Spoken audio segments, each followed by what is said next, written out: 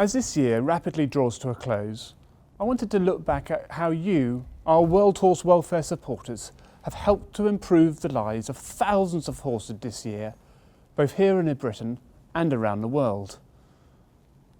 We love our horses, and it is easy to think that all of them in the country are loved and well treated. The reality is not so. Tragically, this year we have so many bad cases, as we do every year. But with your help, we have been able to save scores of horses and give them a second chance at life in loving new loan homes.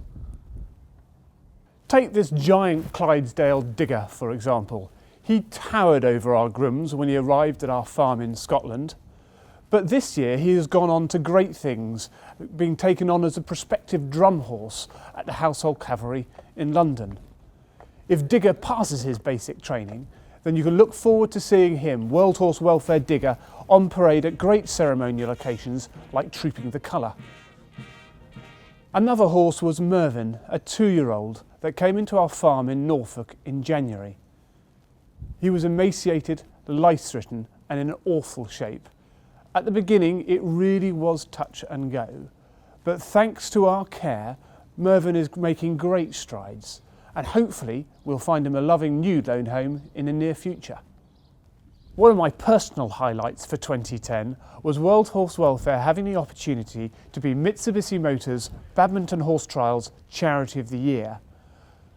The profile of any charity is its lifeblood, and this was a wonderful opportunity to promote our work to help horses to the over 150,000 people who visited that event over the 4 days.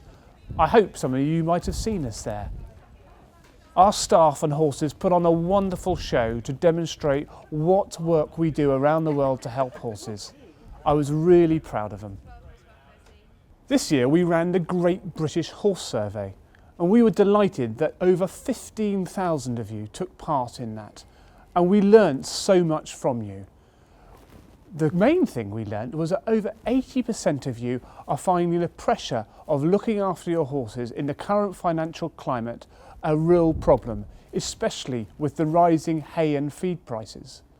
This is certainly something that we at World Horse Welfare are finding, with all our farms only harvesting a fraction of the hay that we normally do, and we will have to buy in hay over the coming months.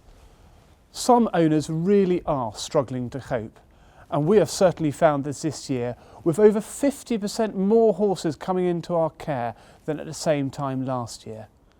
This is putting real pressure on us to rehome horses to make spaces available for these new cases. So if you can take a horse on loan, please get in contact with us. Your responses to the survey also showed us that most people don't feel that disease is a pressing issue. Please believe me when I tell you it is. We need to be far more vigilant. You may know that this year we have had the first cases of equine infectious anemia, EIA or swamp fever, in England for over 30 years. Any vet will tell you if this disease can find its way into the country, then other more worrying diseases such as African horse sickness can follow closely behind. This would be a disaster for all horse owners, all horse riders and anyone who has an interest in horses. Disease does not differentiate between a Grade A show jumper and a pony kept in someone's backyard. There are many simple steps we can take to protect our horses.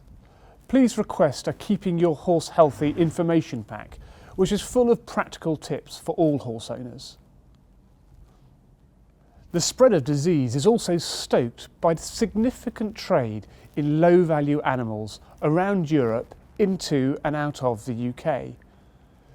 This trade is something we are trying to shine a spotlight on as a charity, and what we have found is really, really worrying.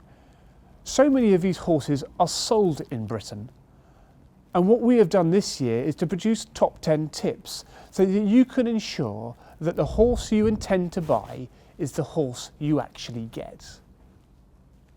This trade in cheap animals is linked to the founding campaign for World Horse Welfare, namely the long-distance transportation of horses for slaughter within Europe. This still constitutes the biggest single abuse of horses in Europe. It is an indefensible trade. But this year, we saw a wonderful result when Written Declaration 54/2009 calling for a reduction in journey times was adopted by the European Parliament. Over 55% of all MEPs signed this declaration, and this was only possible due to your support through the lobbying of your MEPs, both here in the UK and across the European Union. There is still some way to go to get the laws we need to bring this trade to an end, but we are making progress, and with your support we can achieve our target. Elsewhere in the world, we have completed our 5-year project in Romania. This has enabled the people of Romania to get the skills, knowledge and veterinary networks to make the most from their 1 million working horses.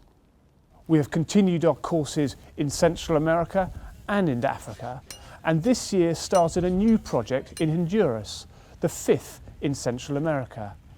Here we are teaching people the basic skills in farriery, saddlery and business.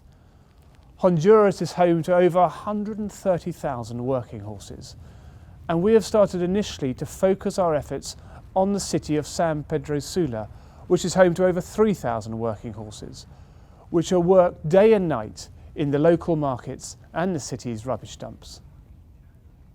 This project has made a great start, and through our regional approach, we have been able to utilise the trainers that we have trained in Mexico, Guatemala and El Salvador on this training programme. I passionately believe there is a unique relationship between horses and people. They enrich our lives and sustain our livelihoods. The better care we take of them, the more they will give to us. And I also believe that horses are only here because of us. We choose to breed them, we choose to own them, and we derive great enjoyment from them. And horses depend on us to meet all their needs. So we are all responsible for their welfare. Because in today's world, we are all connected. What happens to horses in Europe affects horses in Britain. The research we do in Africa can help the working horses in Central America.